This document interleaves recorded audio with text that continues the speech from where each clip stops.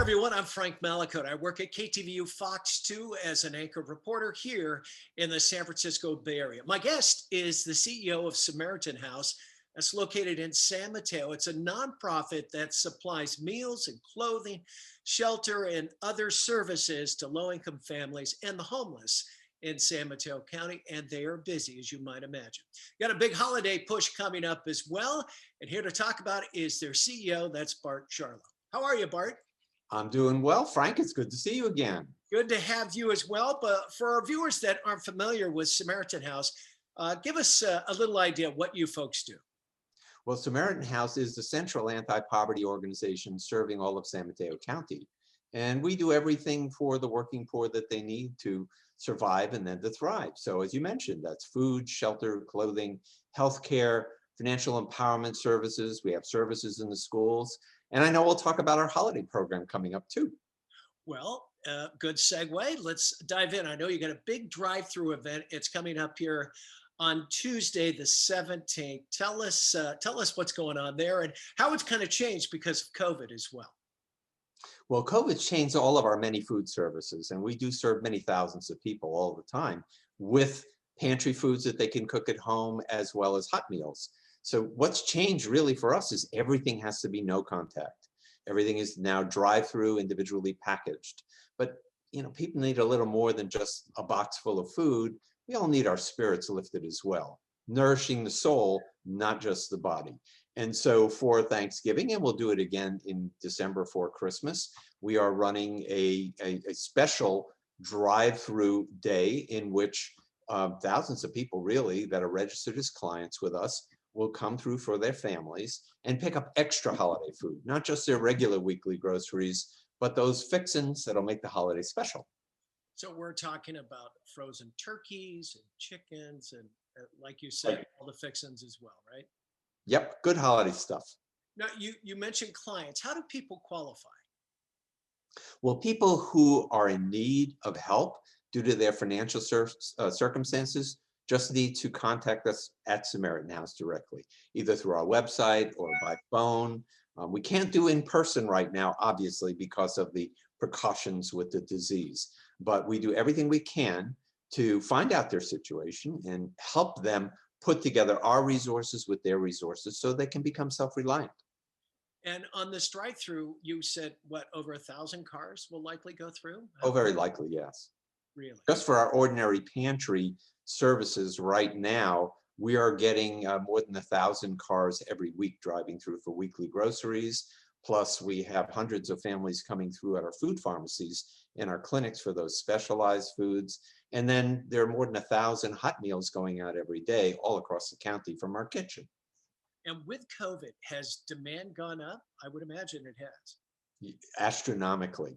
We are at this point serving 3 times as many people as we did pre-COVID for food, and it's growing literally every day. As we sit here, hundreds of cars are going through our headquarters, and many of them are new to us. They're coming to us for help for the very first time in their lives. Yeah, and how, as demand goes up, that means you need more supplies and more help. How is that working out for you? I'll tell you, it's been working well because the community's been supported.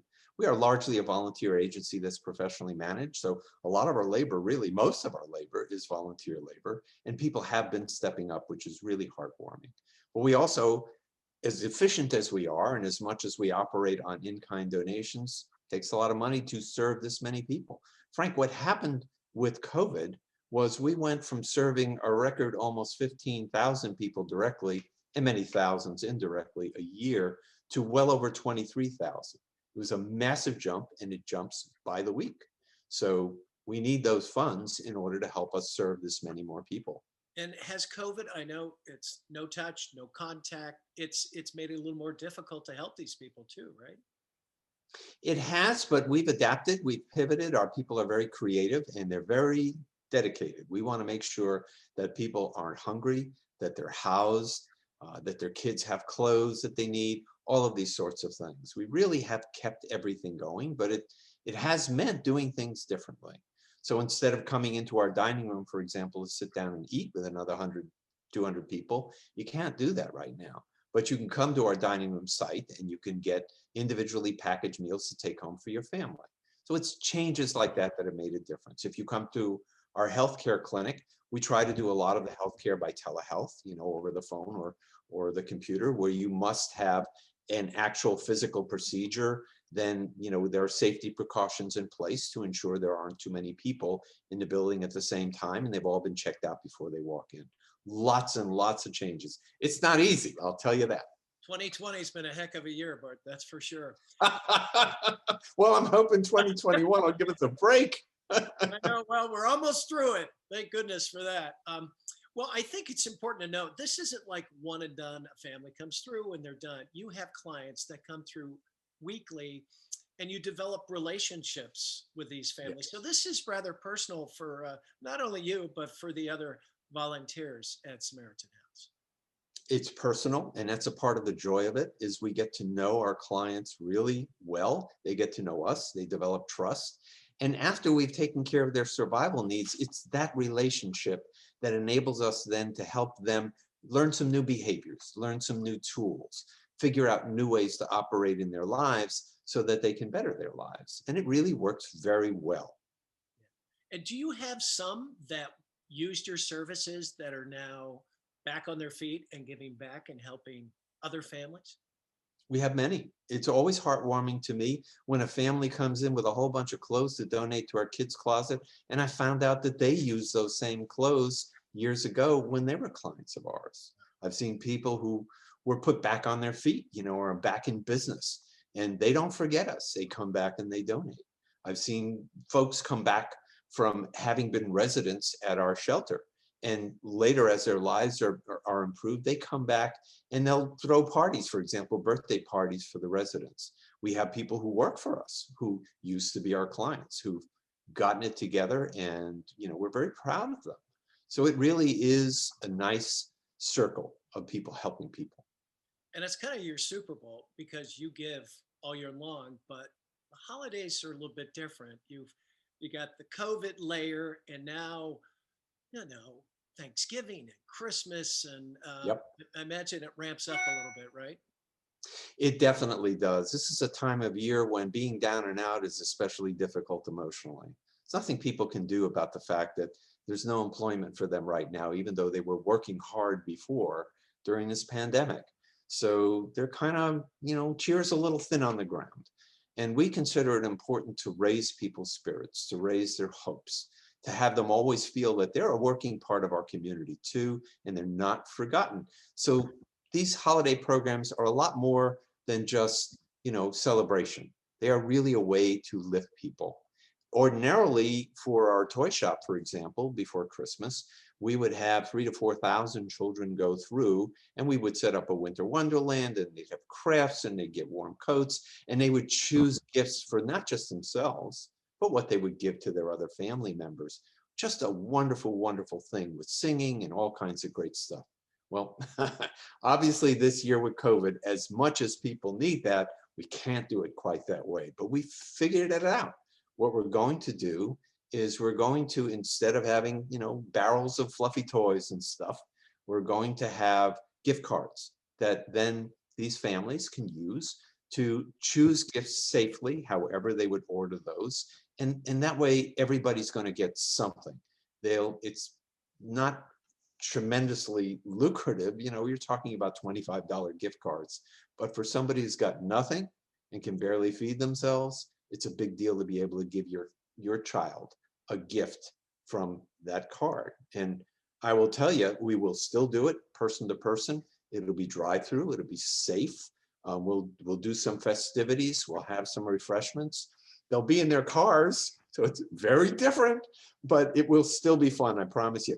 But what's going to make it happen, what's going to make it work, is if the community steps up and sends us donations so that we can get those gift cards out there for those thousands of kids. Well, that was my next question. How can people help? And by the way, the date on that is Saturday, December 5th. It's the holiday gift card drive-through. I know you also serve Thanksgiving meal as well. How are you going to do that on the 26th? Well, let's talk about the gift cards first, because this is really, really important to us. we can only give out as many cards as we can get the funding to do.